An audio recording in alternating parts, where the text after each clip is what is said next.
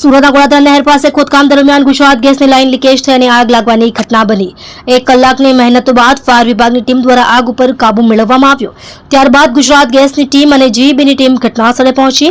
Gas leakage થવાને કારણે આગના ગોટે ગોટા ઉડી રહ્યા હતા। ફાયર વિભાગની 4 જેટલી ગાડીઓ આવી આગ ઉપર કાબુ મેળવ્યો।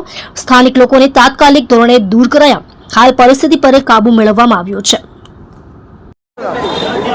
सब fire officer Sunil Chaudhary Dumbhal fire station કયો વિસ્તાર છે, કઈ રીતની આગની ઘટના હતી? आसपास ચોકડી ઓલરેડી અમે બીજા કોલમાં જતા હતા। છોકરી લિફ્ટમાં ફસાયેલી હતી અને બીજા કોલમાં જતા હતા। અચાનક આસપાસ ચોકડી પર આવ્યા તો જોયું કે આગની જ્વાળા ઊંચે ઉડતી હતી।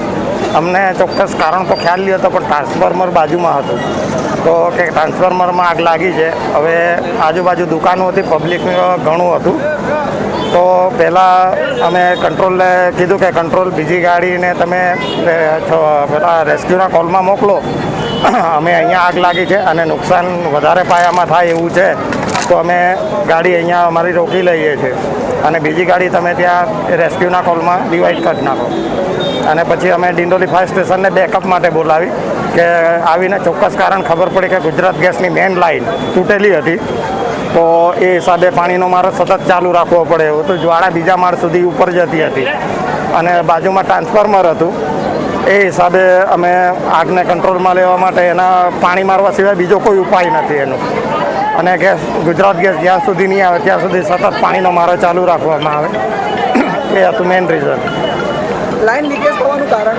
પાછળ મશીનરીથી ખોદકામ ચાલે છે અને એનાથી ડેમેજ થઈને મેઇન લાઇન લીકેજ થઈ ગયેલી હતી। કેટલી ગાડીઓ ઘટના સ્થળે આવેલી? ઘટના સ્થળે 4 ગાડીઓ અવેલેબલ આવેલી હતી, ડિંડોલી ફાયર સ્ટેશન અને ડુમ્બલ ફાયર સ્ટેશન। હાલ અત્યારે પરિસ્થિતિ એકદમ કાબૂમાં છે અને ટોટલ જીબીના માણસો, ગુજરાત ગેસના માણસો અને ફાયરની તમામ ગાડીઓ ઘટના સ્થળ પર ઉભેલી છે।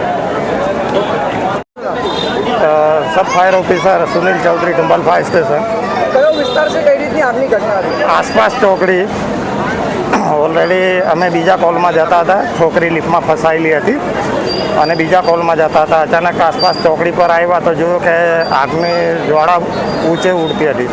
અમને ચોક્કસ કારણ તો ખ્યાલ નહીં હતો, પણ ટ્રાન્સફોર્મર બાજુમાં હતું તો કે ટ્રાન્સફોર્મરમાં આગ લાગી છે। હવે આજુબાજુ દુકાનો હતી, પબ્લિક ઘણું હતું। તો પહેલાં અમે કંટ્રોલને કીધું કે કંટ્રોલ બીજી ગાડીને તમે પેલા રેસ્ક્યુના કોલમાં મોકલો। અમે અહીંયા આગ લાગી છે અને નુકસાન વધારે પાયામાં થાય એવું છે તો અમે ગાડી અહીંયા અમારી રોકી લઈએ છીએ અને બીજી ગાડી તમે ત્યાં રેસ્ક્યુના કોલમાં ડિવાઈડ કરી નાખો।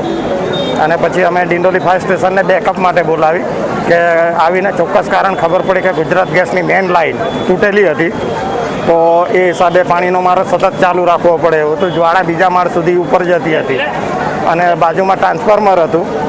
એ હિસાબે અમે આગને કંટ્રોલમાં લેવા માટે એના પાણી મારવા સિવાય બીજો કોઈ ઉપાય નથી એનો।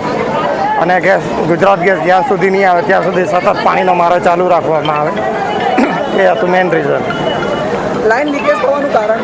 પાછળ મશીનરીથી ખોદકામ ચાલે છે અને એનાથી ડેમેજ થઈને મેઇન લાઇન લીકેજ થઈ ગયેલી હતી। કેટલી ગાડીઓ ઘટના સ્થળે આવેલી? ઘટના સ્થળે 4 ગાડીઓ અવેલેબલ આવેલી હતી, ડિંડોલી ફાયર સ્ટેશન અને ડુમ્બલ ફાયર સ્ટેશન। હાલ અત્યારે પરિસ્થિતિ એકદમ કાબૂમાં છે અને ટોટલ જીબીના માણસો, ગુજરાત ગેસના માણસો અને ફાયરની તમામ ગાડીઓ ઘટના સ્થળ પર ઉભેલી છે।